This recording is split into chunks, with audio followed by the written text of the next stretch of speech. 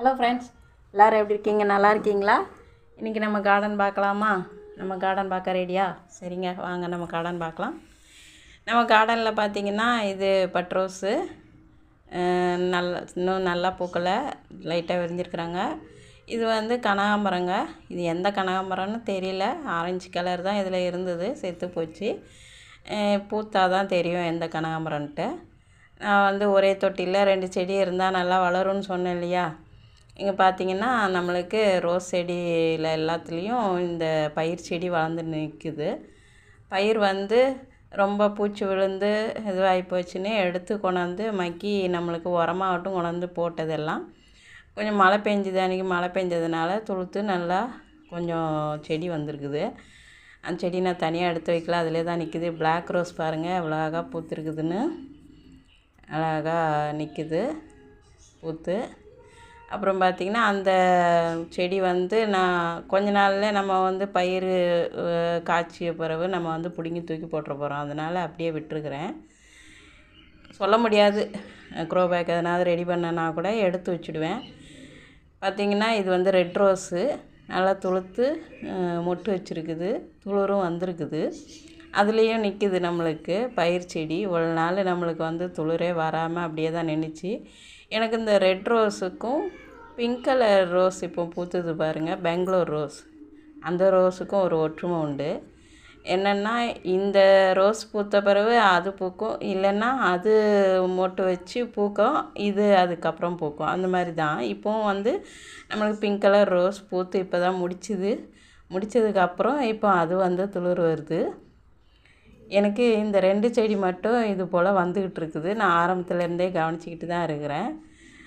அதில் வந்து pink colour வந்து நம்மளுக்கு செத்து போகிற மாதிரி இருந்ததை கட் பண்ணி நல்லா சாணம்லாம் வச்சு அது வந்து கொஞ்சம் காப்பாற்றி கொண்டு வந்தேன். நம்மளுக்கு இந்த செடியும் பட்டன் ரோஸ் 2 செடியும் அது போல் கொஞ்சம் காய்கிற மாதிரி இருந்ததை கொஞ்சம் நாள் நாங்கள் அது கூட போராடி கொஞ்சம் துளிர வர வச்சுருக்குறோம். வர வச்சு வந்துடுச்சு. எல்லாத்துக்குமே அரிசி கழுவுன தண்ணி தாங்க தொளிச்சு எடுத்தேன். வந்து இது வந்து ஆரஞ்சு கலர் ரோஸு. அந்த ஆரஞ்சு கலர் ரோஸும் இப்போ வந்து கட் பண்ணி விட்ட பிறகு அந்தளவுக்கு துளிர் வரல. அது உள்ளே வந்து நம்மளுக்கு பார்த்திங்கன்னா பாவக்காய் செடி நிற்கிது.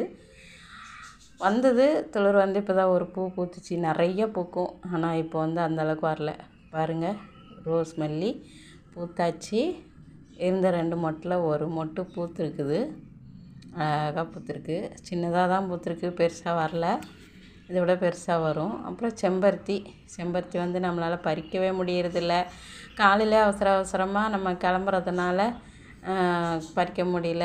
ஈவினிங் வர்றதுக்கு ரொம்ப லேட் ஆகிடுது, இருட்டுறதுனால. அதுக்கப்புறம் போய் செடியில் பூ பறிக்க முடியாது, பூவும் வந்து சுருங்கிடும். அதனால் அப்படியே அது போயிடுது.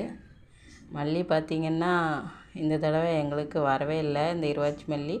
இதிலேருந்து எடுத்து வச்சு நம்மளுக்கு பதியம் போட்டு துளிர் வந்ததெல்லாம் செடி பூத்து இருக்குது. உங்களுக்கு இப்போ கூட பூத்து இருக்குதுன்னு போட்டிருக்கிறேன், வீடியோ போய் பாருங்கள்.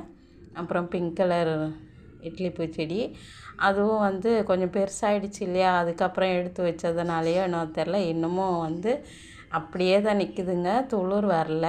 எப்போ வரும்னு தெரியல. சரி, ஆனால் காயாமல் இருந்து வந்துட்டால் சரி நமக்கு. ஆனால் இந்த ரெட் கலர் மட்டும் நம்மளுக்கு காயவும் இல்லை, எதுவும் ஆகலை, நல்லா வந்துட்டு இருக்குது. அதே மாதிரி தாங்க இப்போ வந்து நம்ம பாரிஜாதத்துக்குள்ளே நிற்கிற இந்த மாதுளையும் எடுத்து வைக்கணும். பாருங்கள், இருந்த மொட்டெல்லாம் கொட்டிடுச்சிங்க எல்லாமே. நம்மளுக்கு வந்து இப்போ வந்து காய்க்காது, செடியும் சின்ன செடி, அதுவும் இல்லாத 2 செடியாக நிற்கிது. அதனால் காய்க்கிறது கஷ்டம்தான். நம்ம வந்து தனியாக எடுத்து வச்சா மட்டும்தான் அதில் காய் எதிர்பார்க்க முடியும். அதுலேயும் எடுத்து வச்சா எப்படி வரும்னு தெரியல. சரி, பார்க்கலாம்.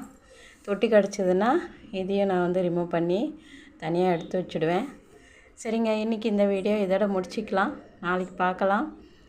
நம்ம வீடியோ பிடிச்சிருந்தா லைக் பண்ணி ஷேர் பண்ணுங்கள், கமெண்ட் பண்ணுங்கள், சப்ஸ்கிரைப் பண்ணிக்கோங்க. அப்போ தான் என்னோடய வீடியோ உடனுக்குடன் உங்களுக்கு கிடைக்கும். தேங்க்யூ ஃபார் வாட்சிங். டாடா, பாய் பாய்.